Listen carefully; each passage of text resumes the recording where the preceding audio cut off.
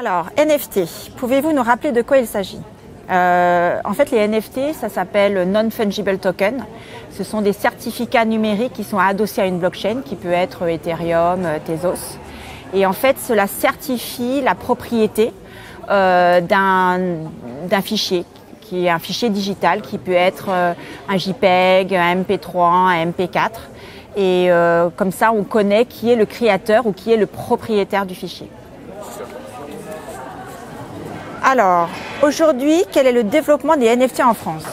Alors, le secteur des NFT, c'est vraiment quelque chose qui est international. Et c'est sûr que nous, on est dans les NFT depuis quasiment l'origine, donc depuis 2018.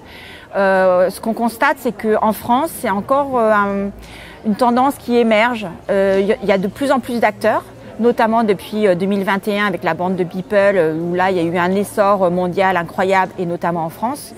Nous, on espère que de plus en plus d'acteurs vont entrer dans le secteur des NFT en France pour que vraiment ça devienne quelque chose de consistant. Mais c'est vrai que pour l'instant, les NFT, c'est plutôt aux États-Unis, en Asie qu'en France. Quelles opportunités présentent les NFT pour les activités culturelles? Alors pour la culture, les NFT, c'est un changement de paradigme. C'est vraiment, ça ouvre des opportunités business, d'association, des opportunités de distribution qui sont incroyables.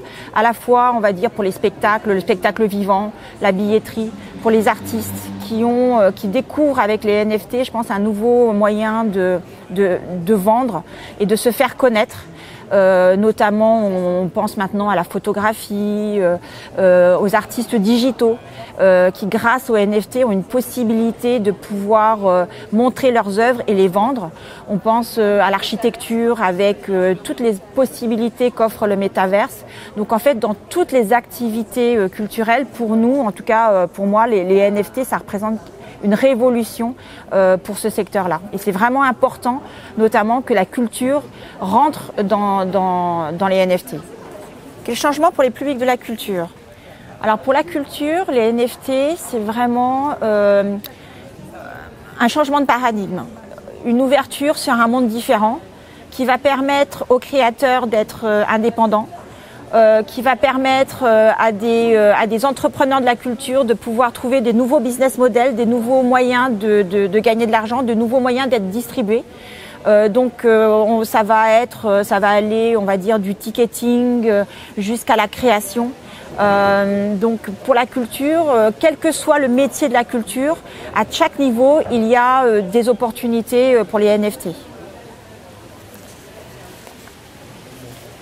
Pour certains, les NFT représentent l'innovation la plus influente et excitante qu'ait connue le monde de l'art ces 10 dernières années. Vous partagez ce sentiment? Oui, bien sûr, on le partage. Nous, on est des convaincus des NFT. On voit ce que ça a changé dans les pratiques artistiques. On voit, par exemple, l'une des associées d'OXAR est une artiste digitale et pour elle, vraiment, les NFT ont révolutionné sa pratique.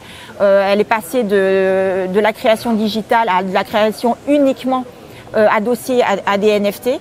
Dans le cinéma, dans les documentaires aussi, le NFT peut révolutionner cette pratique-là. Donc nous, on est vraiment des convaincus. Après, la difficulté des NFT, c'est que c'est une technologie vraiment émergente. Donc il faut quand même la maîtriser pour pouvoir rentrer dans la philosophie qu'on appelle Web3.